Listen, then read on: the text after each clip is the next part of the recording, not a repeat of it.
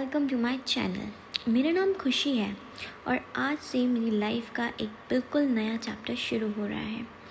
मैं ऑफिशियली एक international student बन चुकी हूँ यूके आकर अपनी आगे की पढ़ाई के लिए। पता है, सपने देखना एक अलग बात होती है पर उन्हें जीना, ओह माय गॉड, फीलिंग ही अलग है भाई। एक तरफ बहुत सारी एक्साइटमेंट है और दूसरी तरफ थोड़ी सी घबराहट भी है कि घर से इतनी दूर सब कैसे मैनेज होगा।